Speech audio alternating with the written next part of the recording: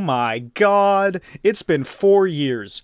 4 years since I covered the first volume of Scott Snyder's Batman series. Click that little box up in the corner to check that out and get caught up. I figured that with the upcoming The Batman movie in March of 2022, I should start covering more Batman books that aren't obscure issues from the 60s. But before I do that, here are some plugs. Over on my Patreon, I've finished uploading all pages of the 40-page comic anthology, Destructo Boy and Other Exciting Tales. And I am almost nearing completion of the first issue of Destructo Boy, Era of Alpha Cardinal, Part 1. It's about 25 pages, and I will hopefully be getting it on sale sometime in the coming months. And back on Patreon, I'm still in the process of uploading the pages to A Dead Fish in the Grass, a 166-page horror graphic novel set in the Old West. If you're still interested in buying the original printing of the Destructo Boy and Other Exciting Tales book, there are still a few copies for sale at $19.99 plus shipping, so check out the link tree in the description. Not going to be reprinted, I don't plan on doing that. I'm going straight to the Destructo Boy sequel issues, of which there will be 6 eventually. I might do that as a monthly or bi-monthly thing, I'm not sure yet. Also on my Patreon, you can vote each month from one of 3 video topics. Released in 2013, written by Scott Snyder with art by the only comic artist who could beat me up, Greg Capullo. This is Batman, the Court of Owls. Nope. This is Batman, the City of Owls. The book begins in the dark city of Gotham, inside the dark room of Wayne Manor. Gotcha, it's actually a little model. Bruce Wayne stands overlooking his home of Gotham, now very aware of the threat the Court of Owl holds. Alfred comes into the room and asks Bruce how he is. Bruce says that he was a fool to not have seen the Court of Owls. As Alfred is about to dispute this, a thump comes from the roof. Alfred heads to the cave and Bruce heads upstairs to find the intruder, but as the door closes behind Alfred, a Talon, assassin of the Court of Owls, sneaks its way inside. Alfred gets into position and Bruce says that the tech contacts he's wearing are detecting odd readings. Then he uses the heat signature to look out into the courtyard where he spots hundreds of owls surrounding the manor. Then a Talon crashes through the window and attacks him. Bruce karate kicks the Talon out of commission and discovers 3 more lurking in the shadows. Meanwhile in the cave, Alfred alerts him that there are Talons coming into the house from all sides. Then he hears something behind him and leaves the Batcomputer. Bruce fends off his attackers as Alfred hides behind one of the stalagmites. And that Talon from earlier stalks down the stairway and says, "Whoo! Whoo! What are you doing, dude? You're not an actual owl, man. You just took that name. In fact, you didn't even take the name Owl. You're a Talon. You shouldn't say anything because you're a nail. You're a little toenail. The fact that you're really into the whole owl thing is somehow worse than just being an undead assassin." Anyway, Bruce escapes out of the window and onto the roof where he sword fights a Talon with his wind vane. And look, it has a little bat instead of a rooster. Bruce stabs the Talon through the chest as more begins surrounding him. He makes his way to the chimney, presses a secret button, and slides down a chute before the door locks behind him. Bruce slides his way all the way down to the Batcave where he finds the Talon hunting for Alfred. And then Alfred pushes the giant penny on top of him. Or her? Because Bruce rips off the mask and finds this elf-looking motherfucker underneath. Bruce realizes that the Talon has a tracker in this little bracer gauntlet thing, so he breaks the Talon's arm, rips it off, and smashes it before the others can find them. Oh, but too little too late.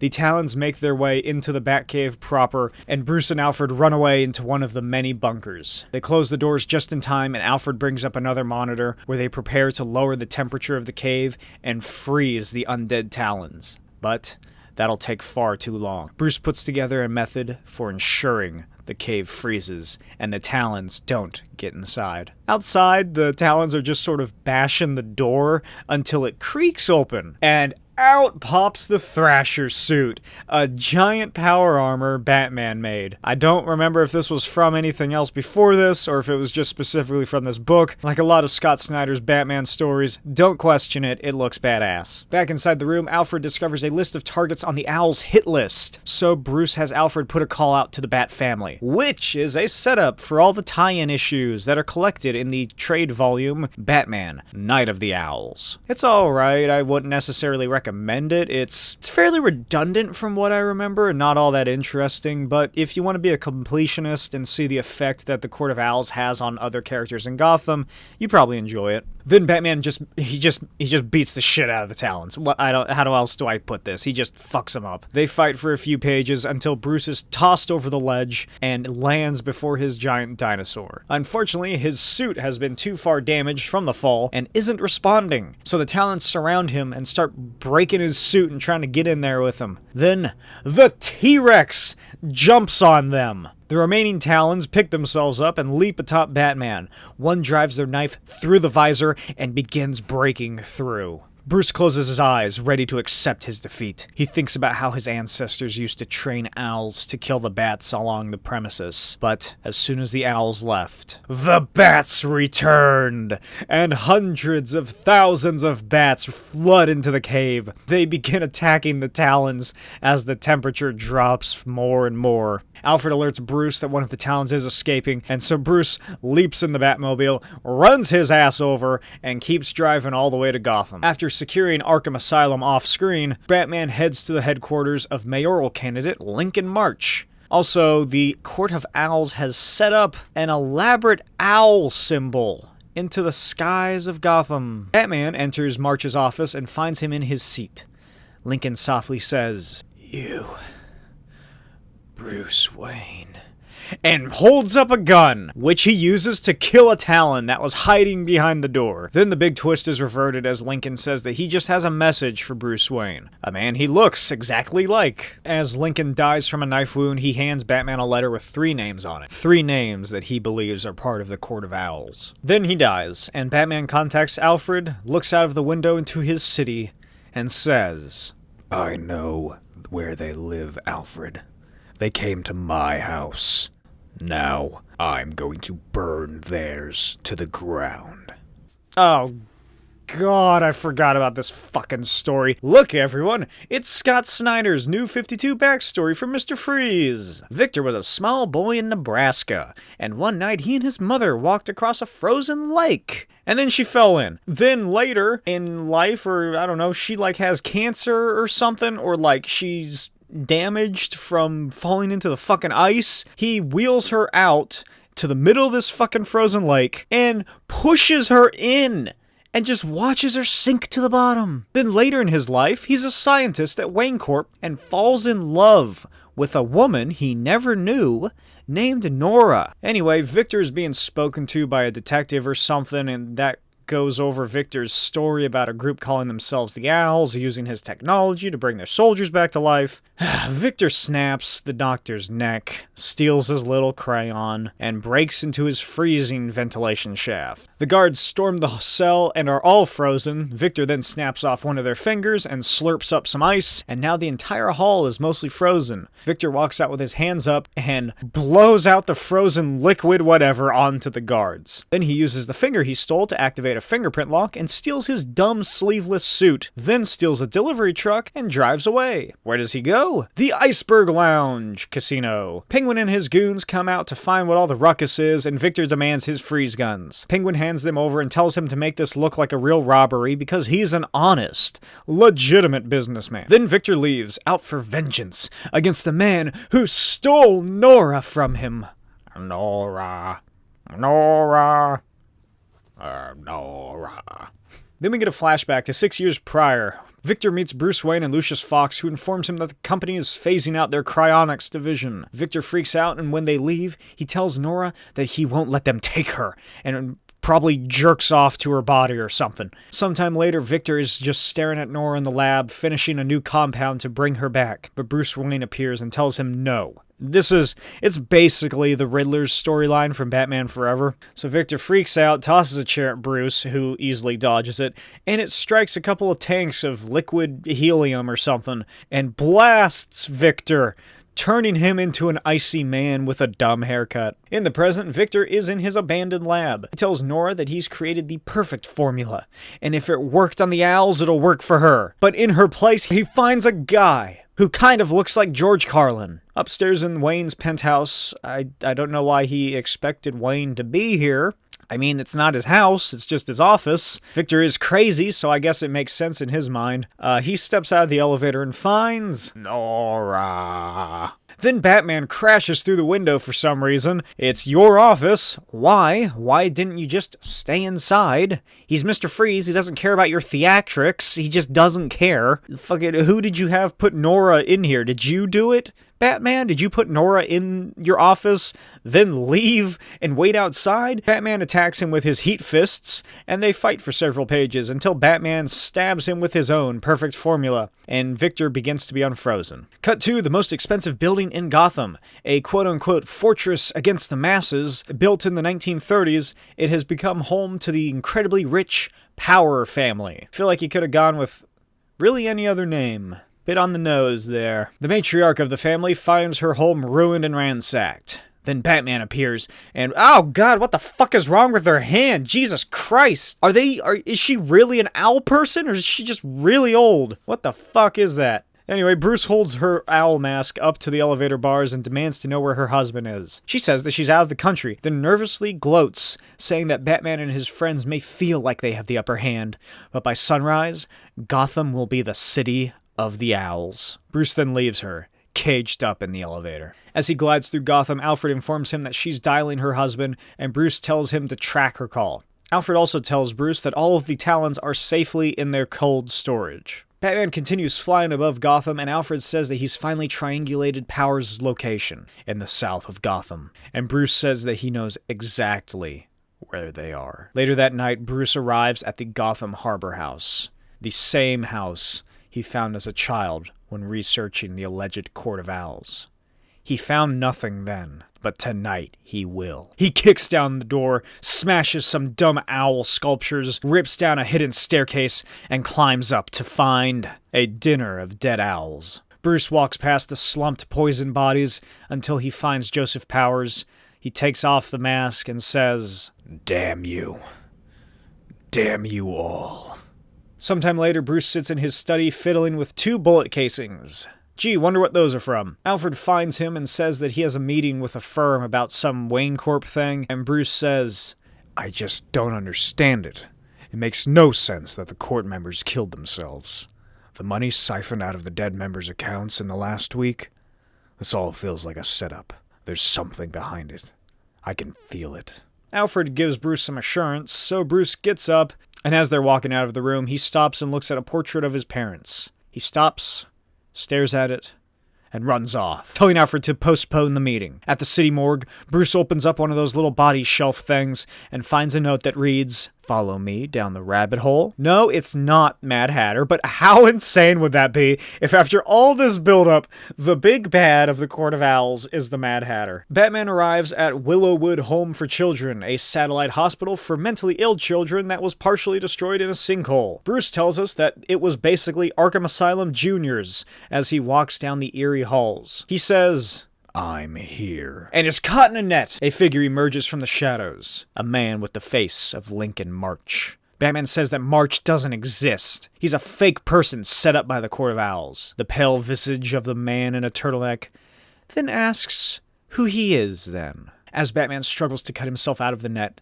he says that this man was a traitor and a thief, a member of the court who betrayed them all, took the money, poisoned them, and faked his own death with the Talon serum. The man kneels down and opens a large safe and begins putting on a suit of armor. Batman says that the man was once an inmate of Willowwood, and the man demands Bruce say it. "The pin." "The pin? What pin?" "In the story you told me, in Old Wayne Tower, about your mother's death. The car accident that killed her." "There's the lie. Where's the truth?" "You mentioned she wore a pin. A misshapen heart pin, made of clay. And you saw the picture of my mother wearing that pin, and you used it in your..." "No. The truth is the lie, Bruce. That pin, it was only given to the mothers of children who lived here at Willowwood. So, who am I, Bruce? Who, I ask, like the great owl, who?" "You're sick. You're nothing." "Your brother, Bruce. I am Thomas Wayne Jr., your brother that never was. From the other side of the mirror. I don't have a brother. Oh, but you were supposed to. Remember? I know you do. Think back to before I was there, in Mother's stomach. But there was an accident, Bruce. Remember?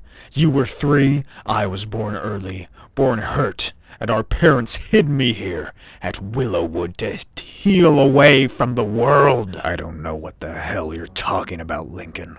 What story the court concocted for you, but that's their mistake. My parents wouldn't do that.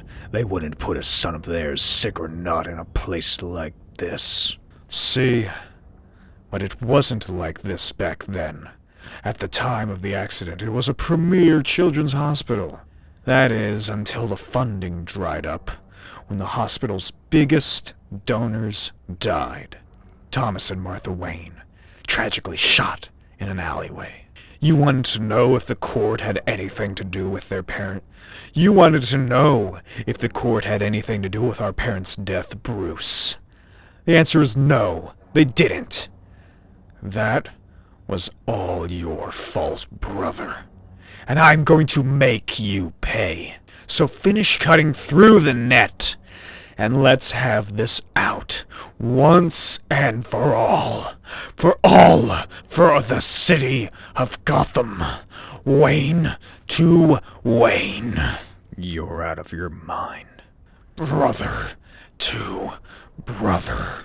Owl to bat! They fight through the abandoned building and Owlman tosses Batman out of the wall. Batman uses his grapple gun and pulls him down with him. But Owlman has fucking repulsors in his suit. Then he gives Bruce a tour of the city like the goddamn spirit of Christmas, showing him all the shit he could see from his room at Willowwood. Owlman slams Bruce into a couple of buildings and then flies up to a commercial jet and drops Bruce in front of the turbine. Bruce narrowly catches himself on the lip and Owlman hovers before him. He says it's okay for Bruce to let go. His brother will watch out for him and their city. Owlman says that Bruce should have spent all of his time watching his own back instead of everyone else's, and Bruce says he should take his own damn advice. Then he activates a small bomb that Batman placed on Owlman's armor, and Owlman blows up. Bruce climbs up onto the wing, and a man in the plane looks out and he's like, "There's a Batman on the wing!" Then Bruce flies off and plummets. He takes some time to notice how beautiful Gotham is from up here. Then he skydives towards Gotham City, deploys a high-velocity bat rope, swings from the top of his new skyscraper, smashes through the window, and crashes inside. He lies in the darkness for a while, until Owlman shows up, grabs him, and carries him through the building. He says that Bruce's centerpiece to his Gotham initiative will be his tomb, and begins laying down bombs. Owlman says, "I was about to present myself to Gotham, under the Court of Owls, as the great return of Thomas Wayne Jr. But then, you showed up, and the court thought that the spotlight was too bright on the Wayne family. So they came up with Lincoln March, a man I could become to reclaim the city for them in a different way. They told me I would be the beak of the great owl. But that's not what I wanted, Bruce. I wanted the city in earnest. And now I can never have it. Die knowing this, brother. You're nothing but a footnote. A blip. Destined to be forgotten. Me? I am Gotham's history. Finally. Something we agree on. Bruce races from the final explosions and dives down the elevator shaft as Owlman screams after him. In his narration, Bruce notes that there were no casualties and no bodies were found in the wreckage. Sometime later, Bruce is in the manor, sitting in a wheelchair, looking over designs for a new Gotham Tower, or whatever it was called. And then Dick sneaks up behind him. Bruce says that he's glad to see him, and Dick tells him that as soon as Bruce is back on his feet, Dick's gonna punch him as hard as Bruce punched him. Bruce asks if Alfred told him about Lincoln March's claims. Dick says that, yeah, he did, but he didn't want to pry. Then Bruce explains, "There was another Wayne child. I was 3 when my mother was pregnant with him. We were in a car accident, and the child was born premature with neurological damage. He only lived for a single night. I don't believe that they could have falsified the records and moved the child to Willowwood without me finding out about it. But I did find a John Doe, a baby, admitted a week after Thomas Wayne Jr. was said to have died. There were also records that show that my mother visited Willowwood often, but she visited every charity she funded often. All of this is simply evidence that the court would have used to convince Lincoln that he was my brother. But if what you're asking is whether it's possible that Lincoln's story is true, all I can say is that without his DNA, I can't know for sure. It's still a mystery for now." They speak a little more, and Dick asks if he's going to rebuild the tower. Bruce says that he is. Taller, in fact. Then he takes to his feet, and Dick clocks him in the face. He actually says that he's recently been thinking that Gotham was his. Batman's. But Bruce realizes that Gotham isn't Batman. It isn't the Owls. Gotham is all of us. And Dick's like, "It's a little bit Batman. Come on." The end. I hope you guys enjoyed this episode of What Is. Let me know what you thought of it in the comments below. What do you think of Scott Snyder's Batman series? I loved the first 2 volumes of his run on Batman. They were the first trades that I ever really got into when I started getting back into comics. So, you know, they hold a special place in my heart. I've read stories that are better than these. I've read stories that are worse than these since then. But at the time, these books were just incredible. It was so fucking cool. It was so cool seeing Batman go up against these fucking crazy, weird, rich cultists who have like a gimmick. And then I read Grant Morrison's Batman, and I was like, hey, wait a minute. I've never read past Death of the Family. I think that's what it's called in the Snyder version. Never read any of the volumes following that.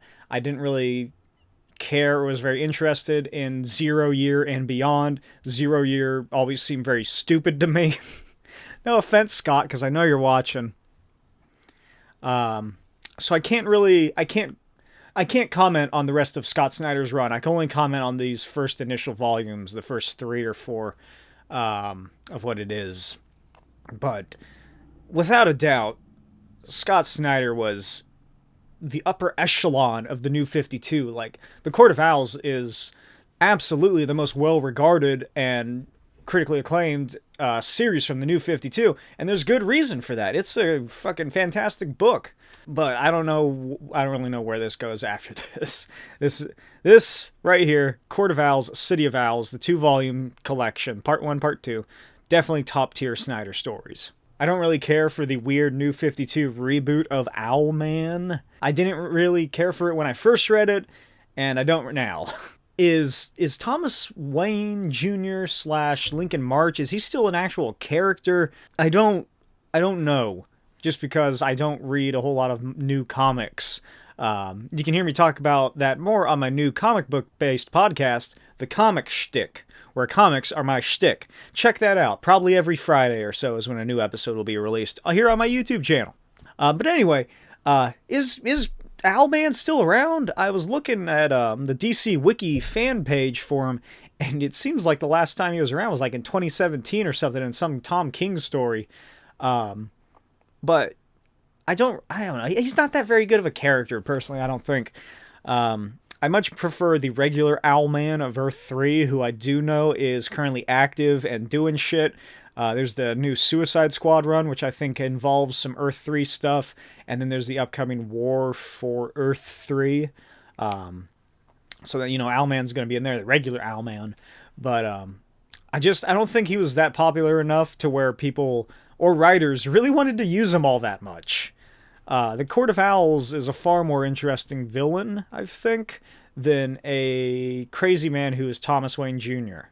Because at the end of the day, we know they're never gonna acknowledge or say for certain if he is or isn't Thomas Wayne Jr. And if he is, then it's just going to get retconned at a later point. So, like, I don't know, there's just no real purpose to him. Mr. Freeze is also an obvious point of contention in the Snyder run. After Heart of Ice in the Batman animated series, there's no, any attempt, here's what I'm going to say, any attempt at redoing Mr. Freeze's origins, they just fall flat. But especially so when you make him a sociopathic weirdo who is obsessed with a woman he never met and might have an Oedipus complex. You stripped away any bit of sympathy that the audience can have for him. Anything that can give him an interesting character is gone. He's just a regular crazy person now. With dumb, sleeveless fucking shirts. Look, I'm Mr. Freeze, because I got the dumb haircut. Ooh, love me, Nora. What the fuck are you doing? I'm so glad they stopped doing that. At least I think they did. I don't know. I don't remember the last time Mr. Freeze was actually in a comic book. I would assume that they stopped doing that weird New 52 Mr. Freeze. Probably after Rebirth they did it. But thank God, because I hate this version of Mr. Freeze.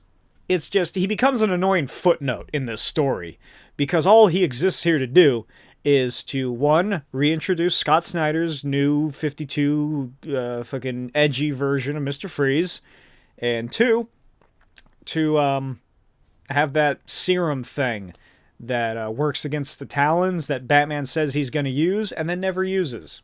And like I said earlier, there's also the Night of the Owls tie-in book. It's really just all Batman-adjacent characters, except for this one issue of All-Star Western, where Jonah Hex and Nighthawk, who is like a cowboy Batman from the early 1900s, I think, they fight a Talon in old Gotham, essentially. I said all I wanted to say on that earlier. It's all right. You don't have to read it. It's kind of fun, I guess, some of the stories, but it's just them saving people, fighting Talons, and then the next issue they save somebody, fight some Talons. Next issue, it's redundant. But overall, going back to this book, it's great. I love it. It's an excellent starting point. The Scott Snyder, at least these two or three books, I think volumes 1 through 3 of the Scott Snyder run of Batman are great starting points for anybody who wants to read anything about Batman. After that, it gets a little weird with 0 Year, and like Jim Gordon becomes a hot cop or something that has a mech suit of Batman. But yeah, these first three volumes of the Snyder run on Batman are fantastic. As always, let me know what you thought of in the comments below. Did you like this story? What do you think of Scott Snyder's Batman? Do you think it started high and then slowly went down? Do you think it was always good? Was it a roller coaster? Was there ups and downs? What do you think of Scott Snyder's Batman run? And where he eventually went to it with Last Night on Earth and those fucking death metal books that nobody cares about anymore because it's all being ignored.